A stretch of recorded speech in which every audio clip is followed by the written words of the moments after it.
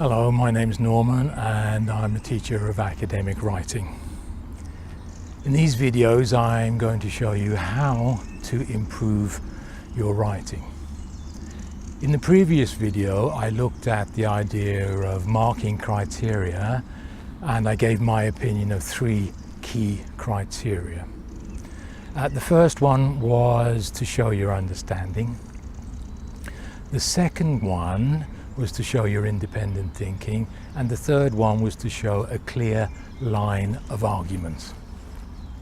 Now in this video I'm going to look in a little more detail about how to show your understanding.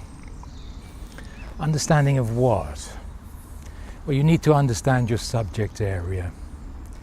You need to understand the materials you've read. You need to understand the research you may have done. You really need to understand the literature in your area, and you need to understand the writing task you've been given. So the question is, well, how do you show that you understand all this?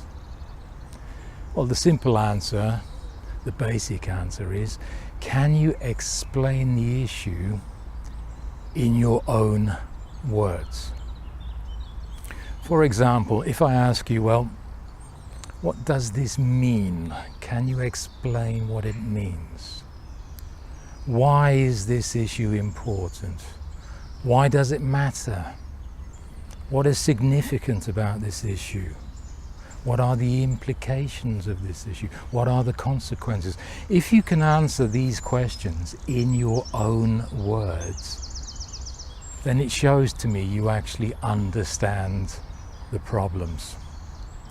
Now the reason I'm focusing on using your own words, this is because many students simply repeat information from textbooks. They describe information, they report information, they recall information from their course books.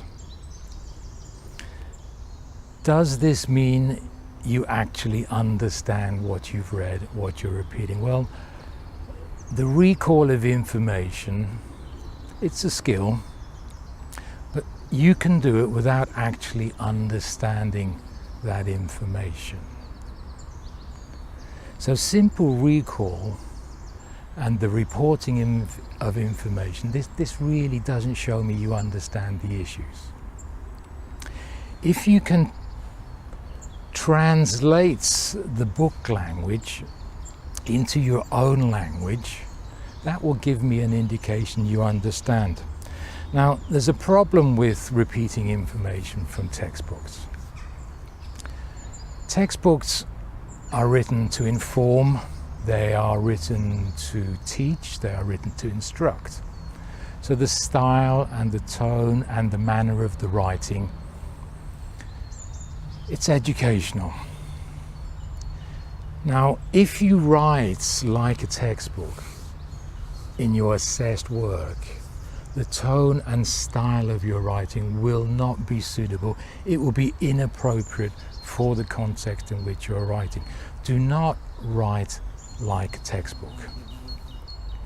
Now, another problem with taking information from your textbooks and repeating that information, I've seen some students that they cut and paste.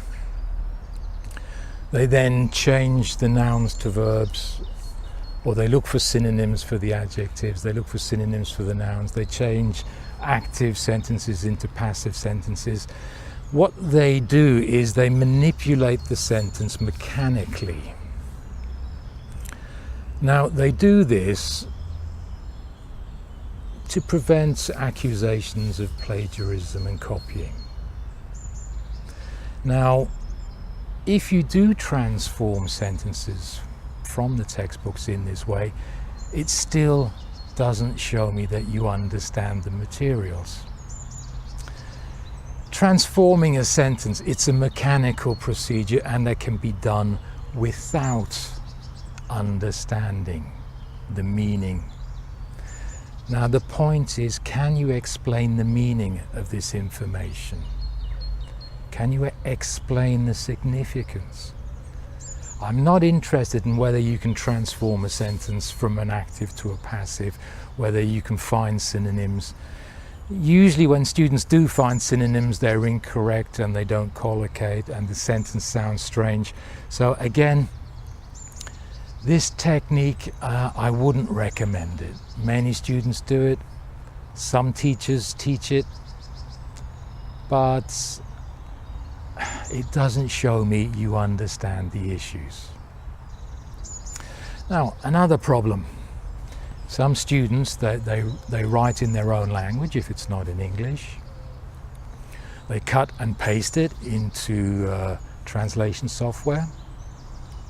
And then they take the results and cut and paste that into their assessed work. Now again, are these words your own words? Well, some students argue back and say, yes, I wrote it in my own language and I just used Google Translate or another translation service. Well, let me ask you again. Can you explain the meaning of the ideas? Can you explain the importance of this issue? Can you tell me the significance of what you're writing in your own words? Now, if you're learning English as a second language, again, using translation software, they're not your words, they are the words of the program. They're the words of the machine translation. So I would be very, very careful using translation software. So that's the problem with using materials from your courses. Using materials directly or transforming the materials. The best way, I would suggest, to show that you understand the materials, to show you understand your sources, is to summarize. If you can summarize the key ideas, that will indicate to me that you understand the issues. You understand the meaning. You understand the significance.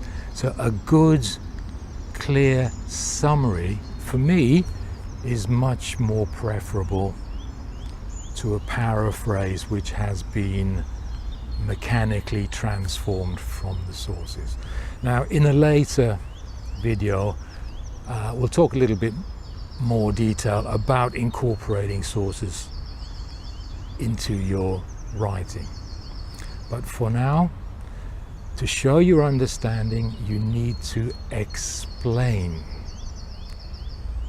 in your own words. You need to explain the significance. Why does this matter? Why is it important? What are the implications? If you can do this, you can then move on to the next stage. If you understand the material, you'll be able to compare it. You can look for similarities with other writers. You'll be able to find differences with other writers. You'll be able to contrast your materials.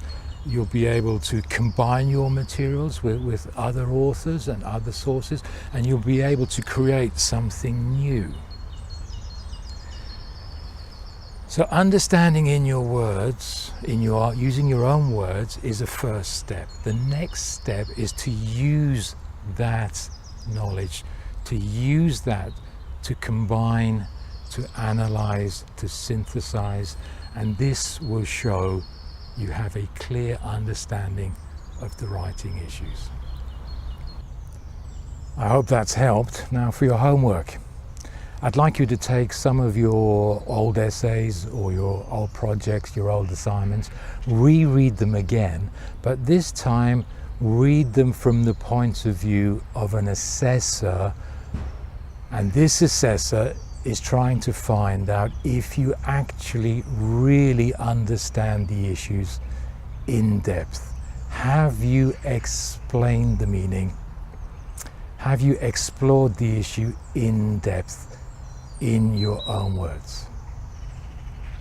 Now, for the next video, I'm going to continue with the second item on the list, and this is about independent thinking. Look forward to seeing you then. Bye-bye.